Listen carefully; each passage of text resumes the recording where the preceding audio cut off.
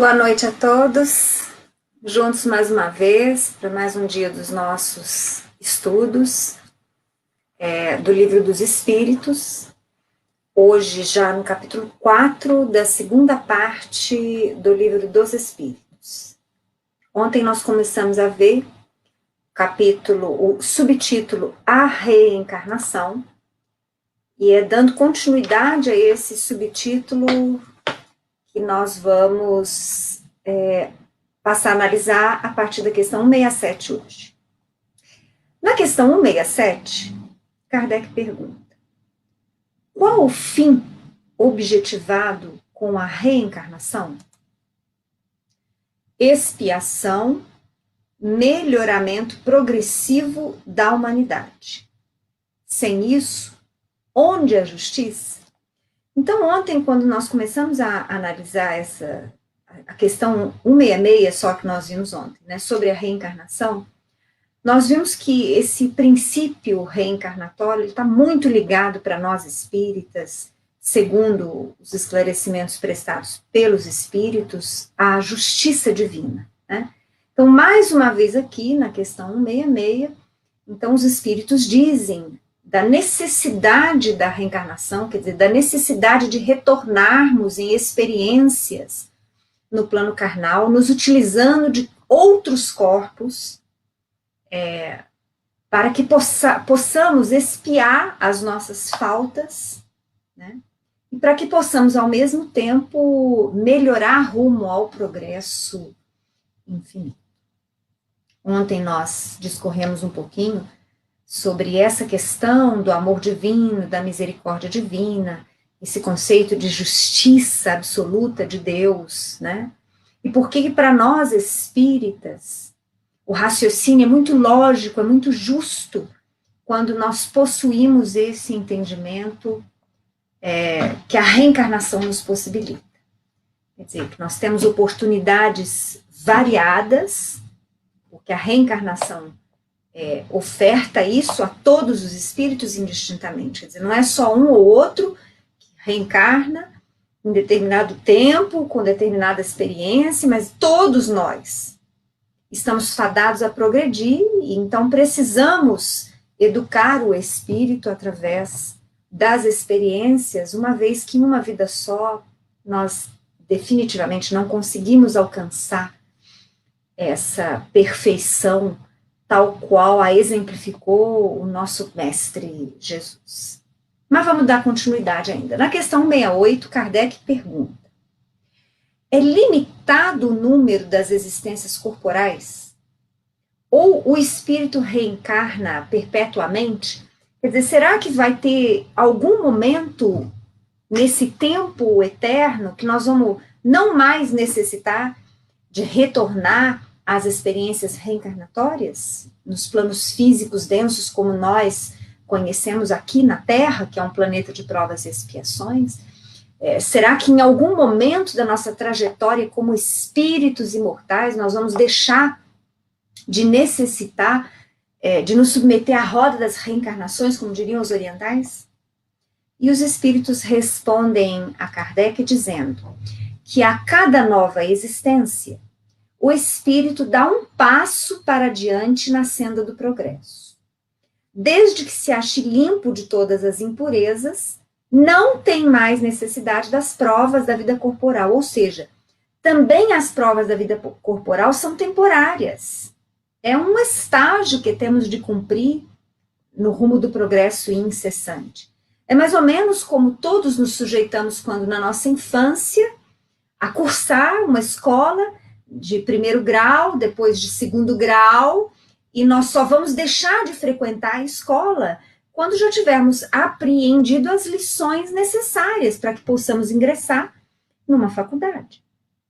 Por sua vez, nós vamos permanecer na faculdade até que tenhamos realizado o aprendizado necessário para que possamos exercitar as profissões que escolhemos. E assim sucessivamente. Quer dizer, o homem, ele vai, digamos assim, trilhando caminhos de aprimoramento. Então, mais uma vez, esse raciocínio que eu falei para vocês aqui da escola, da faculdade, ele se aplica também, pela lógica, ao espírito. Então, o espírito, apreendendo as lições necessárias, deixando de apegar-se tanto à matéria, deixando a animalidade para trás, tornando-se um ser mais caridoso, mais solidário, que aprenda a respeitar as criaturas, que saiba amar indistintamente, que saiba servir às criaturas em nome do Pai. Este ser, neste estágio, quando nós ali chegarmos, nós não estaremos mais sujeitos às reencarnações expiatórias, às reencarnações de provas. Eventualmente, nós poderemos retornar em reencarnações futuras em tarefas missionárias, mas a obrigatoriedade de retornar a fim de expiar e a fim de provarmos que realizamos o aprendizado, essa não vai mais existir. Ou seja, quando já formos espíritos puros, nós não vamos precisar mais das reencarnações nos mundos primitivos. Mas será que só os espíritos puros são dispensados? Vejam só. Eu já comentei aqui no início do estudo nosso do Livro dos Espíritos que nós temos muitos relatos dos espíritos nos livros, nas palestras, nas comunicações acerca do que nós visualizamos nos mundos espirituais próximos à Terra e do mundo na própria Terra. Mas que nos falta relatos mais aprofundados dos planos superiores dos espíritos. Ou seja, não só dos espíritos puros, mas espíritos superiores à média que nós encontramos no plano dos encarnados. Espíritos superiores àqueles planos vibratórios dos quais nós temos maiores relatos. Alvorada Nova, Nosso Lar, são todas colônias espirituais ainda próximas ao plano denso da matéria. Nosso Lar pertence ao umbral superior. Alvorada Nova está um pouco mais acima. E claro que existem incontáveis outras colônias superiores, mas poucos relatos nós temos sobre elas. Poucos detalhes, talvez porque os espíritos tenham dificuldade de traduzir aquilo que poderíamos encontrar lá, dentro do conhecimento e da linguagem ainda acanhados que nós possuímos no plano físico. Então, nós vamos percebendo que, na verdade, espíritos, vamos dizer assim, mais evoluídos, estes espíritos não se sujeitam às necessárias reencarnações às quais nós nos sujeitamos. Principalmente, vamos dizer assim, nessa média de tempo que nós gastamos. Porque, via de regra, pelos relatos de André Luiz, nós podemos perceber que espíritos medianos como nós, em geral, nós passamos cerca de 80, 100 anos encarnados, vamos colocar nessa média mais alta mesmo. E também vamos gastar mais ou menos esse tempo similar no plano dos espíritos. Espíritos mais superiores, tais quais, por exemplo, o André Luiz cita, o governador de Nosso Lar, eles vão permanecer mais tempo no plano espiritual e eventualmente retornam ao plano físico da matéria para a continuidade do seu aprendizado ou para tarefas missionárias, por que não? Então, nós vamos ver uma gradação.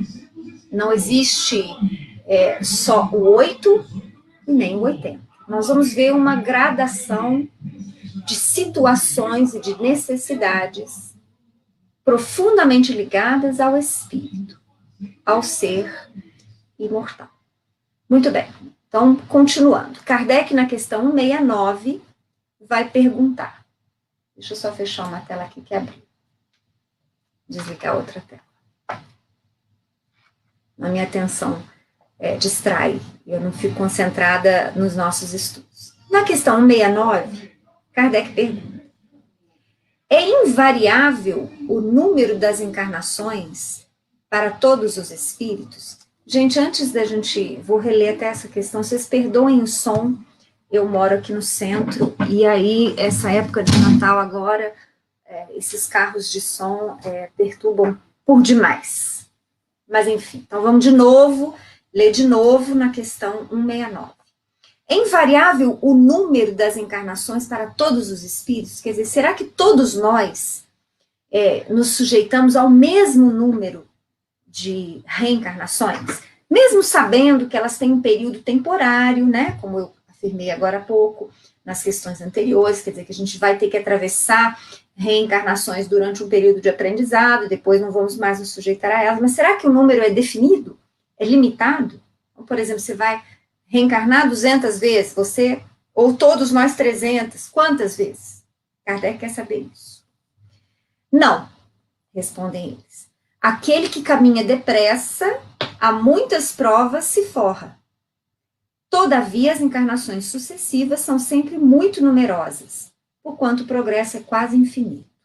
Nós vamos percebendo, principalmente pelo relato dos espíritos, nos livros e nas comunicações, que a evolução do espírito é realmente muito lenta. Porque nós não falamos em evolução só no campo teórico do ser, ou seja, no campo intelectual. Nós não vamos ter um espírito efetivamente evoluído que só tenha conhecimento sobre retidão, sobre honestidade, sobre bondade, sobre amor. Nós, por exemplo, espíritas, disso nós já temos em abundância. Ninguém pode falar que nós que participamos desse estudo, ou que nós que estudamos a doutrina espírita, não temos conhecimento. Nós já temos muito conhecimento. Mas desde antes do espiritismo, nós já temos esse conhecimento. Desde a vinda de Jesus à Terra, nós todos sabemos, por exemplo, da necessidade imperiosa de perdoar. No entanto, não obstante o conhecer, nós ainda enfrentamos muitas dificuldades para executar, para viver. Então, assim com absolutamente tudo. Então, é absolutamente natural que o espírito tenha uma carga de conhecimento relativamente maior do que a carga de experiências que ele foi capaz de vivenciar, que ele foi capaz de vencer. Então, quando se trata de experiências a viver, nós vamos percebendo que é mais lento o progresso do espírito. E claro, como Deus não viola as nossas consciências, Deus não viola o livre-arbítrio que Ele mesmo nos concede a título de escolhermos o caminho a trilhar, nós mesmos, através das nossas escolhas certas e erradas, é que ditamos a velocidade do nosso evoluir. É o que justamente os espíritos dizem aqui. Então, aquele que caminha depressa, quer dizer, aquele que tem o conhecimento e pelo conhecimento ele consegue vivenciar as lições de humildade, de submissão ao Pai, de renúncia quando ela se faz necessária, mas de ação, porque isso também nos é necessário. Então, ou seja, quando nós vamos executando boas escolhas e boas vivências, nós caminhamos mais depressa e muitas vezes nos forramos ao incontável número de provas e de expiações que deveríamos atravessar. Mas nós já vimos em lições atrás, em capítulos anteriores, que mesmo os espíritos que desde o início parecem fazer só boas escolhas, mesmo eles se sujeitam às reencarnações. Ou seja, o aprendizado é para todos. Quer dizer, se nós pegarmos, claro que limitando muito, né, simplificando demais o conceito, mas se nós pegarmos, por exemplo, uma criança que é descoberta aí aos 6, 7 anos como dotada de um QI altíssimo, né? Mesmo assim, ela vai ter que trilhar alguns anos escolares, às vezes de forma mais rápida. Às vezes ela pode até avançar de forma muito mais rápida que uma criança comum, mas ela vai trilhar. Então, nós temos casos aí, na realidade, de crianças, né, de adolescentes, digamos assim, que concluíram os seus estudos e entraram em faculdades avançadas mundo afora com 15 anos, com 16 anos, mas eles também tiveram que se submeter a períodos escolares para relembrar. Porque nós espíritos relembramos. Sócrates já dizia isso. Que o trabalho, um dos grandes trabalhos da escola dos educadores é possibilitar que nós nos recordemos do conhecimento que já possuímos. E possamos avançar naquilo que ainda não possuímos. Na questão 170, finalizando esse subtítulo sobre a reencarnação, Kardec pergunta: o que fica sendo o espírito depois da sua última encarnação? Espírito bem-aventurado, puro espírito. Vejam bem que eu agora há pouco falei que antes mesmo do puro espírito, nós temos espíritos superiores, que ainda não atingiram a pureza, mas que são superiores a nós. Mas eu também falei, vocês devem ter prestado atenção, que estes espíritos, mesmo aqueles que não se sujeitam a retornar ao mundo físico por conta de expiações, várias vezes retornam de períodos distantes um do outro para tarefas, para provas, muitas vezes escolhidas por eles mesmos, ou então provas, missões, para as quais são convidados a contribuir em benefício da coletividade de espíritos, da sua família coletiva, terrena, planetária. Então, estes espíritos, nós ainda não os poderemos conceituar, como diria Kardec nessa questão, como espírito bem-aventurado, porque ele diz que espírito bem-aventurado é o puro espírito. Se nós tivermos puros espíritos na Terra, nós os encontraremos somente no plano espiritual mais acima. Espíritos hoje detentores e auxiliares diretos de Jesus. Porque Jesus, sim, espírito crístico, puro espírito, espírito bem-aventurado. Mas nós sabemos, pela própria descrição de Emmanuel e em outras obras, que existe toda uma coletividade de espíritos superiores que auxiliam o Senhor, ao Mestre, desde a formação do planeta Terra. Então, estes espíritos, muitos deles nós também poderemos supor sejam espíritos bem-aventurados, sejam puros espíritos. Uma vez eu me peguei meditando, tentando raciocinar sobre a questão evolutiva dos espíritos superiores. E penso eu que na atual faixa de pensamentos que eu ainda possuo, eu que me reconheço limitada, eu não consigo conciliar muito ainda. Como seria a evolução contínua também destes puros espíritos? Mas algo me ajudou, e eu acho até que eu já contei para vocês aqui uma história que se passa entre Emmanuel e Chico, né? Que Emmanuel pergunta aí da hierarquia de Jesus, Emmanuel fala para ele não se preocupar com isso, mas Chico insiste, e aí ele começa a passar um filme, claro, na tela mental de Chico, sobre o nosso mundo, o nosso sistema solar, a nossa galáxia e por aí afora. Né? Então, Jesus, espírito crístico, puro espírito, responsável pelo planeta Terra. E existem outros espíritos crísticos responsáveis pelas outras humanidades, nos outros planetas, não só no sistema solar, em todos os sistemas do universo ou dos universos que existem. Então, sucessivamente, nós vamos ter estes espíritos crísticos também crescendo, progredindo, como se fosse possível que mais e mais o seu amor alcançasse ou conquistasse potência. Em outras palavras, o amor de Jesus hoje é de uma potência amorosa para cerca de 30 e poucos bilhões de almas, que somos as que estagiamos na Terra. Mas espíritos mais evoluídos existem. E Jesus vai continuar também a sua evolução por sua vez. capacitando-se mais e mais a amar mais bilhões de almas, quando possível. Conquista da capacidade de amar, da capacidade de auxiliar e de servir humanidades, trabalhando também ele como ministro de Deus, porque nós já estudamos sobre isso. Nós somos, todos os espíritos criados pelo Pai, somos criaturas coparticipantes da obra da criação.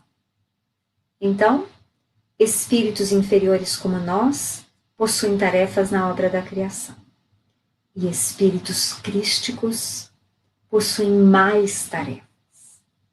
Quanto mais superior o espírito, mais tarefas, mais responsabilidade, mais servir às incontáveis coletividades no universo, ou nos universos. Bom, aqui Kardec, então, encerra esse primeiro subtítulo dentro do capítulo 4. E aí começamos um novo subtítulo, que vai falar sobre a justiça da reencarnação. Lembram-se que agora eu falei que para nós espíritas, a reencarnação está muito ligada a essa questão da justiça, a questão do amor igual, né?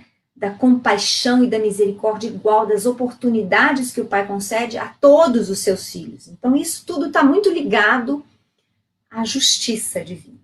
Muito bem.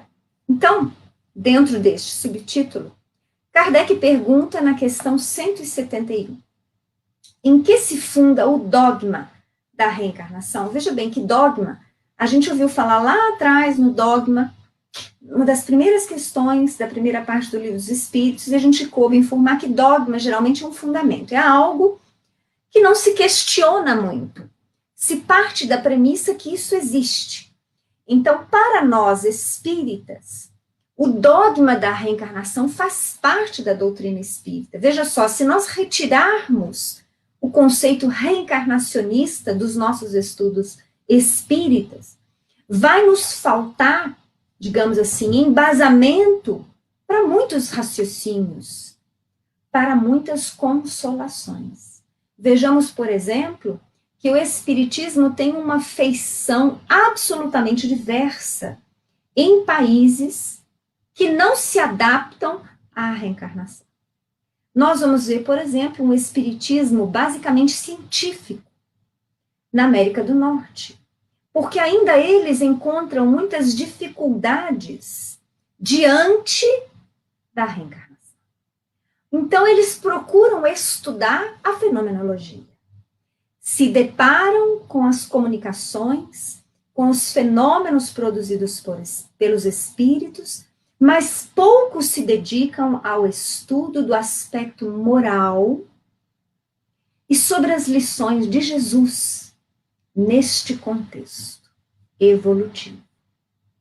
Nós vamos ver, por exemplo, que o espiritismo se apresenta nesta feição reencarnacionista, profundamente ligada às lições de Jesus, geralmente em centros espiritistas na América do Norte, fundados por brasileiros, que vão trabalhar lá esse conceito que para nós é absolutamente natural, qual seja da igualdade dos espíritos, de que todos somos iguais, independente da cor que temos, da cor dos olhos, dos cabelos e da pele, da nação em que nascemos, da língua que falamos, do atraso ou do avanço intelectual, todos somos absolutamente criados de maneira igual pelo Pai.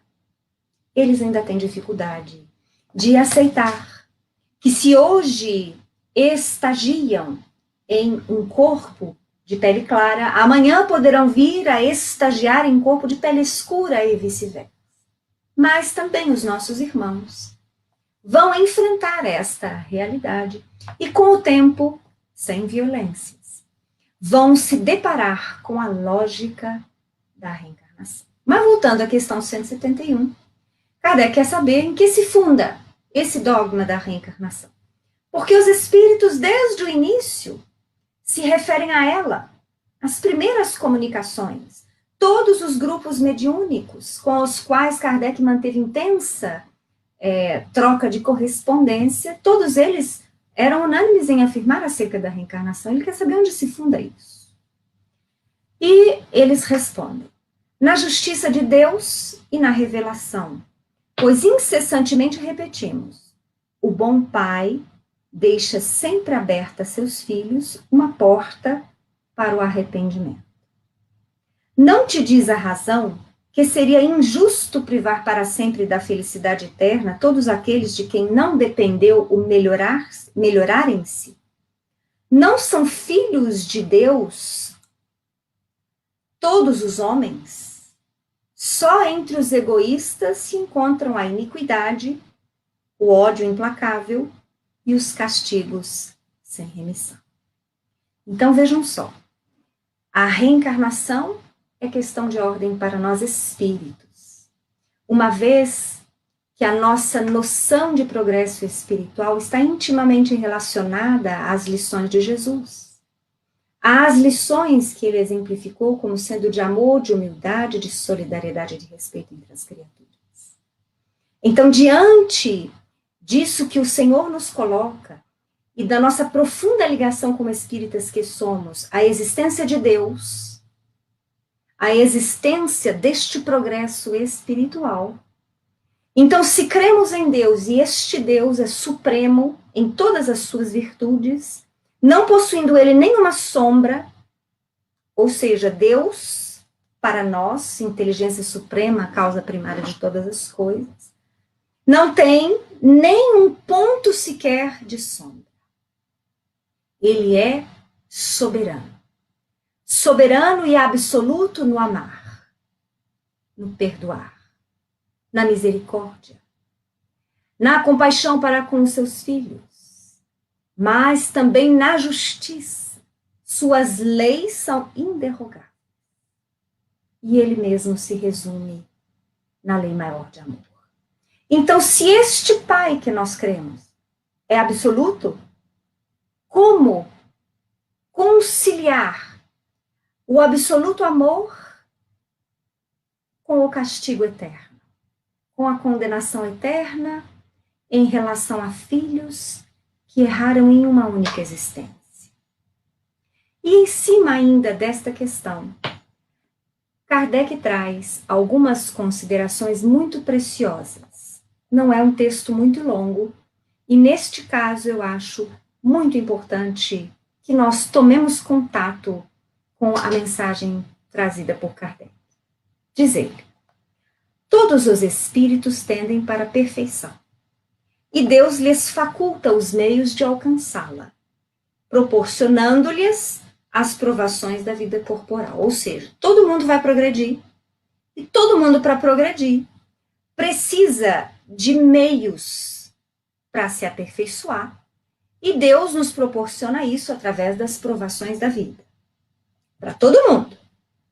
Sua justiça, porém, lhes concede realizar em novas existências o que não puderam fazer ou concluir numa primeira prova.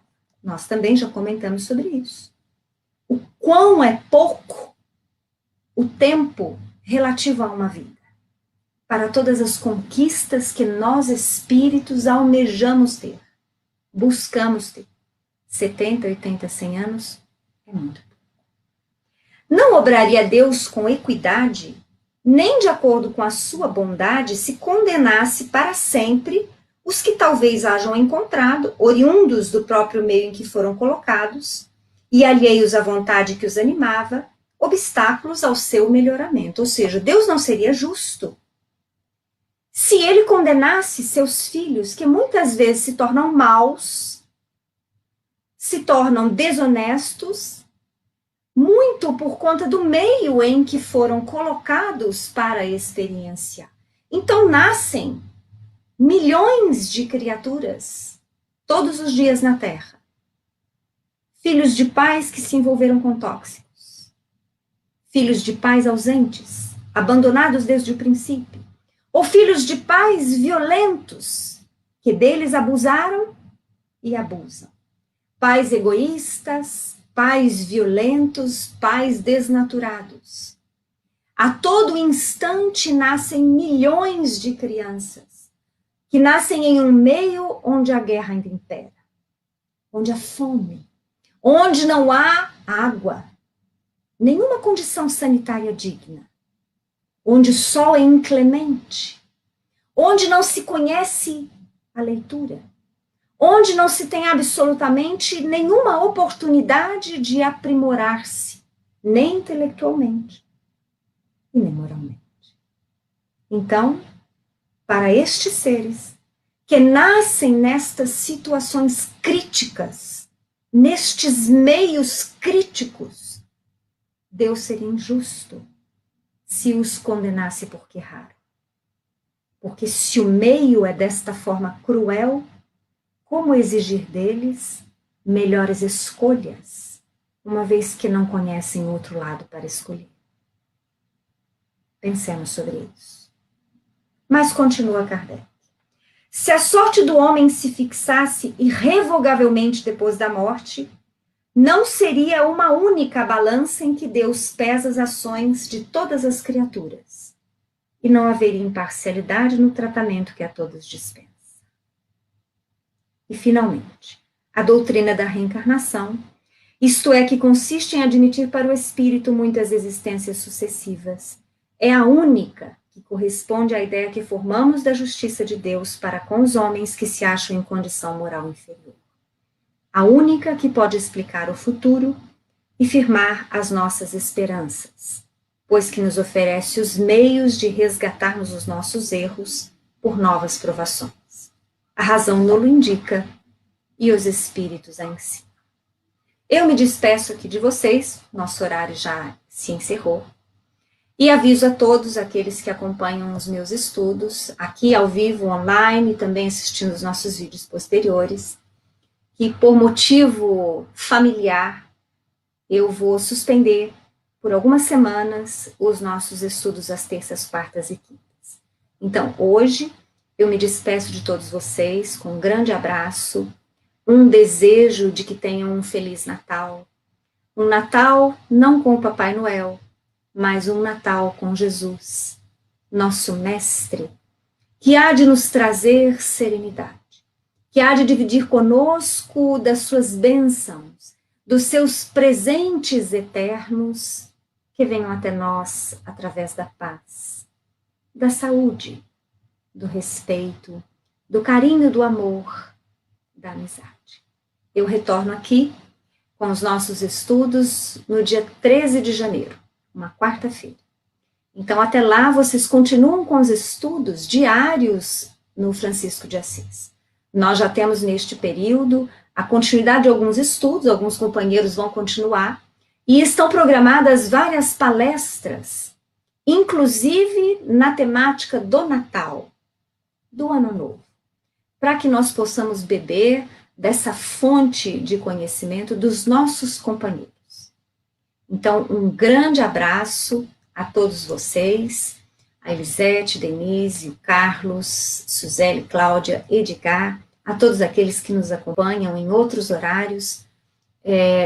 Eu aguardo vocês de retorno no dia 13 de janeiro, onde nós vamos dar continuidade ao estudo desse capítulo 4, a partir do subtítulo Encarnação nos diferentes mundos. Uma boa noite e um grande abraço.